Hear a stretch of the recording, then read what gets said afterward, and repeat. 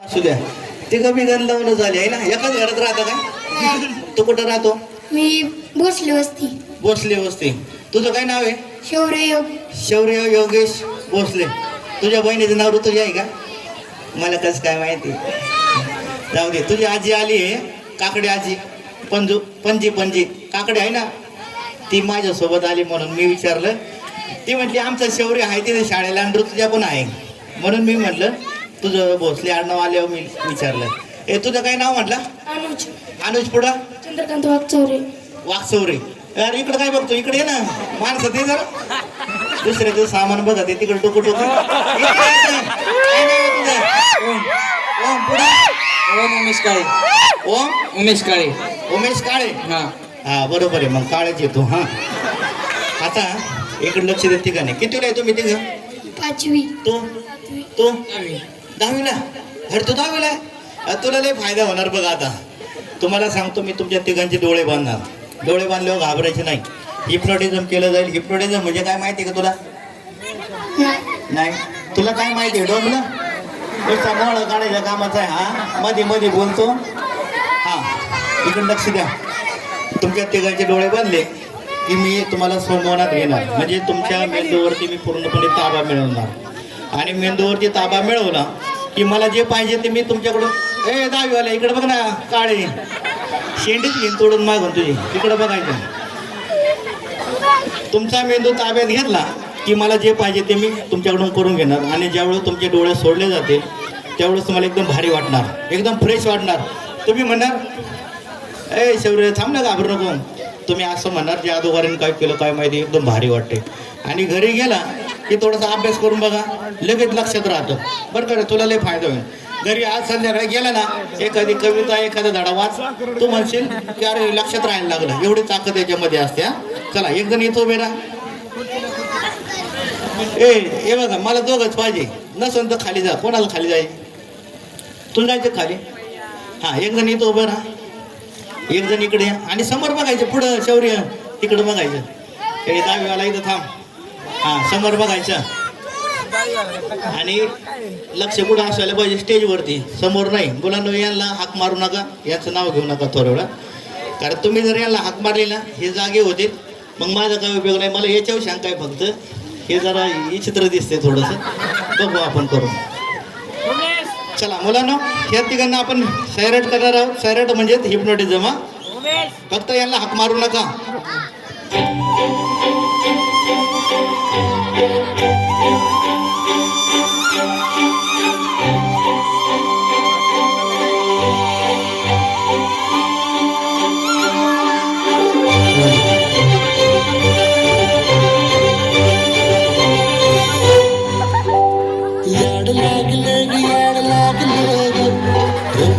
तुझ्यात लागलं रसलो सत्य कस्तुरीचा चाकलं या वाड लागलं दिसाचं भाव लागलं असं मनात कळलं व्हायला याड लागलं रंगलं तुझ्यात याड लागलं कस्तुरीचा चाकलं वार गोड लागलं.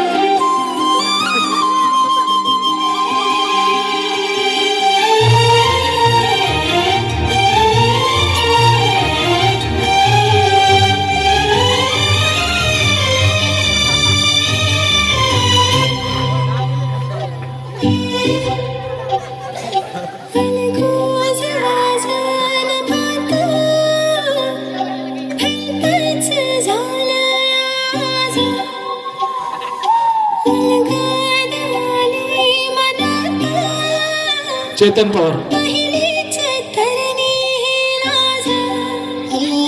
अगं झन्नानलं काळजा मंदी अन हक्का मंदी हात आलं जी सैराट झालं जी